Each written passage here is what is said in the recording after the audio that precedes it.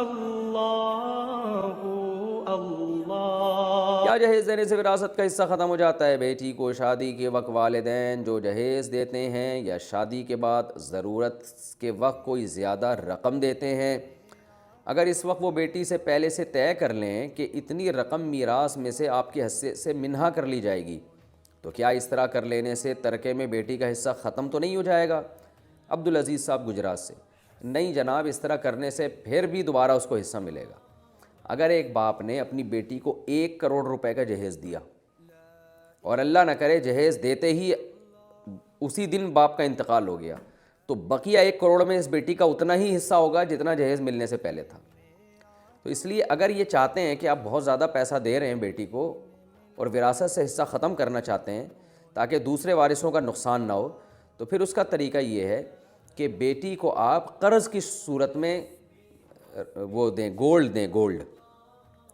مثال کے طور پر آپ کا خیال یہ، اول تو یہ جہیز کی رسم ہے غیر شرعی، میں اس کی تائید نہیں کر رہا، یہ تو غلط ہے، لیکن اگر کسی کو نہیں سمجھ میں آ رہی بات اور وہ دینا ہی ہے اس نے، تو پھر اس کا طریقہ میں بتا رہا ہوں کہ آپ یہ کریں، آپ بولیں کہ بھائی ہم جتنا آپ نے اندازہ لگا لیا، مثال کے طور پر 20 لاکھ کا جہیز آ رہا ہے، ٹھیک ہے نا، تو آپ نے کیا کیا، بیٹی کو 20 لاکھ کا گولڈ خریدیں، گولڈ جتنا بھی آ رہا ہو وہ گولڈ سکوں کی شکل میں بیٹی کو ہینڈ اوور کریں، اور بولیں کہ یہ باپ بولے کہ یہ میں تمہیں قرض دے رہا ہوں جو تم نے واپس لوٹانا ہے۔ پھر وہ گولڈ آپ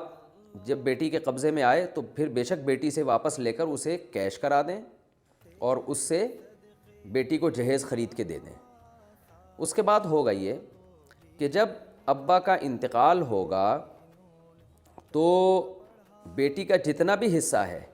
بیٹی سے کہا جائے کہ تم چونکہ پہلے ہی وارثوں کی مقروض ہو اتنے تولے گولڈ کی، میں پیسوں کی بات اس لیے نہیں کر رہا کہ پیسے قرض دیں کہ کرنسی بہت زیادہ اوپر نیچے ہوتی رہتی ہے، ڈی ویلیو بہت تیزی سے ہوتی ہے، اس کا نتیجہ نکلے گا کہ 20 لاکھ 15-20 سال کے بعد اس کی کوئی ویلیو بچے گی نہیں، تو اس لیے گولڈ کی شکل میں ہمیشہ قرضہ دینا چاہیے۔ گولڈ جو ہے وہ اس کی جو ویلیو ہے وہ ایک اسٹیبل رہتی ہے اور وہ یعنی وہ بڑھتی ہے ویلیو۔ تو اب آپ نے کیا کیا، بیٹی کو بولا کہ بھائی جب میں مر جاؤں گا